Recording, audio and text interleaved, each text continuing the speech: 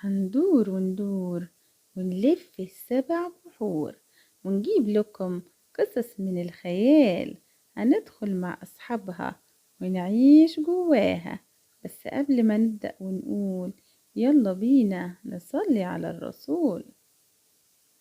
كان يا مكان يا سادة يا كرام، ما يحلى الكلام إلا بذكر النبي عليه الصلاة والسلام.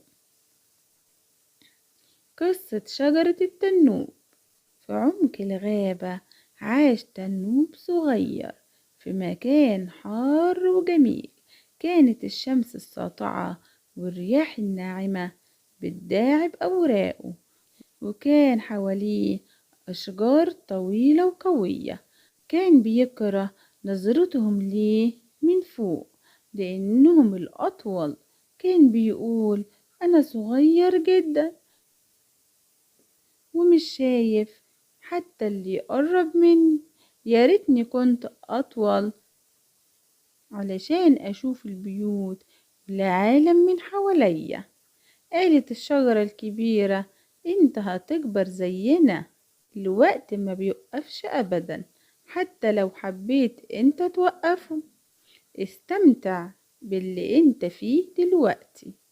تاني يوم جاء ولد وبنت صغيرين يجمعوا الأزهار من الغابة.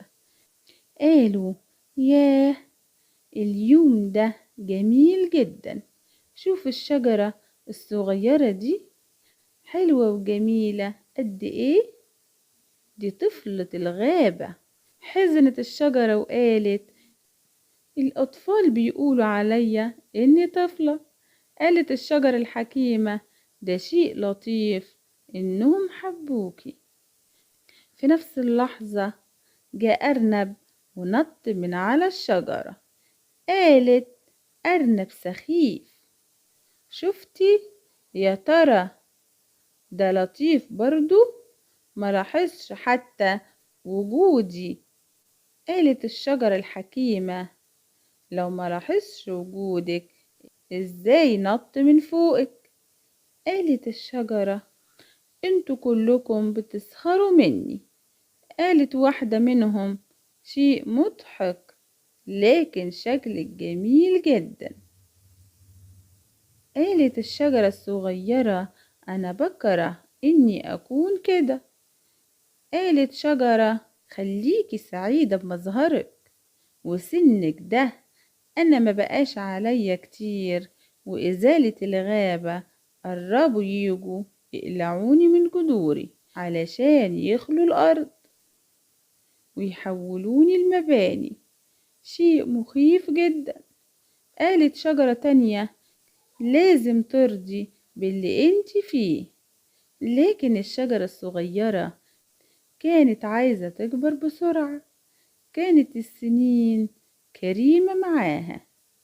نمت فروع الشجرة واحدة ورا واحدة، لكن فضلت حزينة ما حستش بالحرية، وكانت عايزة تكبر أكتر وأكتر. وفي يوم جا البشر يضربوا بفؤوسهم الأشجار فتقع وما يبقاش منها إلا الجذوع. قالت الشجر الحكيمة افتكر وخليك راضي باللي انت فيه. حست الشجرة الصغيرة بالأسف لأن ألم فراقهم كان صعب عليها إنها تتحمله. أصبحت وحيدة وحزينة. مرت أشهر من غير أي أصدقاء، وزاد شعوره وإحساسه بالحزن والوحدة يوم بعد يوم. وفي يوم جاء طائر للغابة وقال للشجرة عرفت إنك بتدوري على أصدقائك. أنا شفتهم، هما دلوقتي صواري ضخمة لسفن عملاقة بتسافر حوالين العالم. قالت الشجرة إيه بيسافروا وأنا اللي قلقت عليهم؟ ليه ما أخدونيش معاهم؟ أنا عايزة أسافر أنا كمان. قال الطائر إنهم بيفتقدوا الغابة. قالت الشجرة انت بتقول ايه؟ يفتقدوا المكان ده وهم في البحر؟ طار الطائر ومشي بعيد. قالت الشجرة استنى طيب، وبقية الشجر راحوا فين؟ قال الطائر أنا عرفت إنهم في منازل ضخمة بيتزينوا ويتلمعوا. قالت الشجرة لازم يكونوا في مكان جميل وشكلهم جميل. ما كانتش الشجرة تعلم المستقبل، لكن كانت مستنية بلهفة. وبعد سنة كانت لحظة مغادرة الغابة. قالت هيكون ليا مستقبل كبير ومشرف.